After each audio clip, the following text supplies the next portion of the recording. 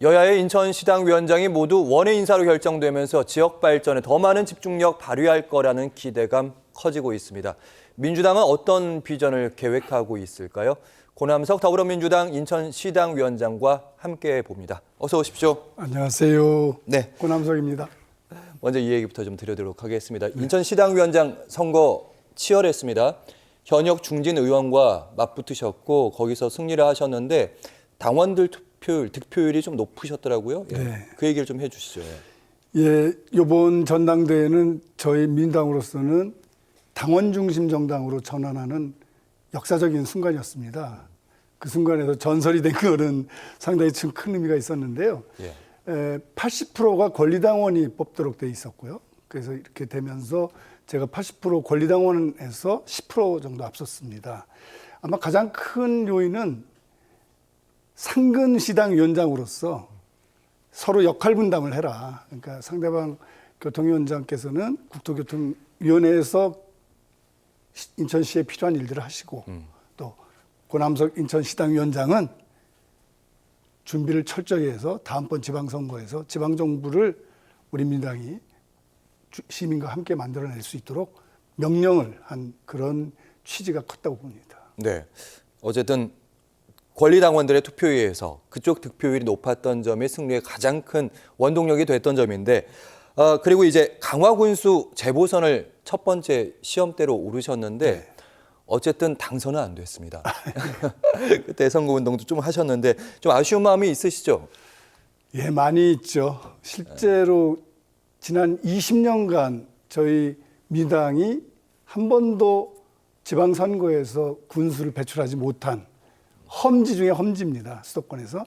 예, 여기 보시다시피 강화, 험지에서 격전지로 이번 과정을 통해서 20년 만에 최초로 40%를 넘었습니다. 그러니까 40%가 넘는다는 얘기는 자력으로 승리할 수 있다는 어떤 포인트라고 생각하는데요. 예. 그거를 했는데 그 가장 큰 이유는 강화에 가 보니까 약 20년간 한 정당에 몰아주는 몰표로 인해서 10만 명이었던 이 인구가 7만 명의 인구 절벽으로 내려가고 가장 GRDP가 높은 최우수 지자체였었는데 예. 최근에는 GRDP가 가장 낮은 낙후된 그런 강화군으로 변해 있었습니다. 이런 부분에 대한 변화를 이번에 강화에서 보여줬다고 생각하고요. 이런 국민의 마음이 바로 험지에서 격전지로 만들므로써 보다 더 일 잘하는 정당을 선택할 수도 있다라고 하는 가능성을 열어준 게 이번 강화 선거의 가장 큰 교훈이라고 생각합니다. 네.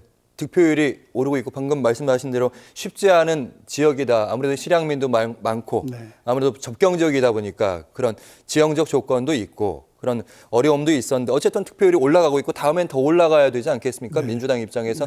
그럼 이제 강화도에 대한 고민 더 많이 하셔야 될 것 같은데. 예, 지금 방금 말씀하셨듯이 저희는 강화에서 이런 큰 공약 사업들을 진행했습니다. 예. 이게 집행부가 아님에도 불구하고 이게 가능할까? 국회 다수당인데 그것만으로 될까 하지만 저희는 우선 이 말산업 클러스터라고 해서 말 한 마리가 4명의 고용 효과가 있습니다.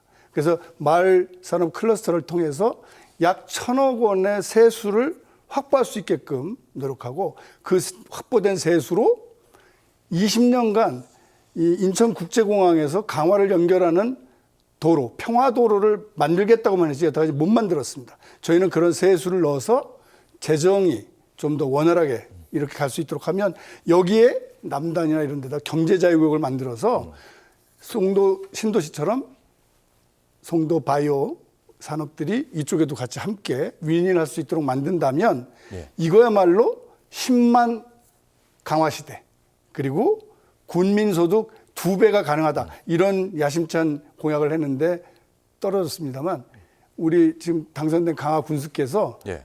시의원을 그만둬가지고 내년 4월에 또 보궐선거를 치러야 돼요.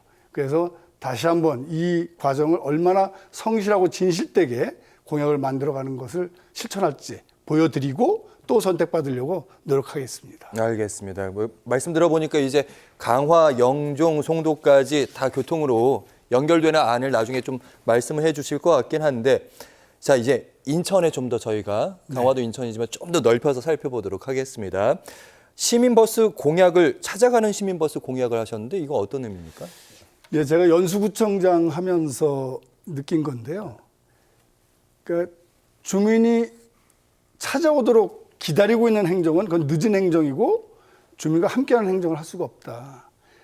바쁜 주민들이 찾아오도록 기다리는 것이 아니라 우리가 직접 찾아가자.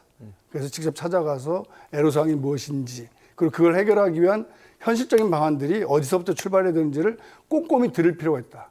그렇게 해 나가야만 다양한 형태의 문제를 주민 눈높이에서 해결할 수 있을 거라고 저는 생각합니다. 네. 마찬가지로 인천 시민들께서 느끼고 있는 시 정부에 대한 불만 그리고 중앙 정부에 대한 또 해결해야 될 정책적 과제 이런 것들을 직접 찾아가서 시민의 눈높이에서 이야기 듣고 해결책을 찾아보자.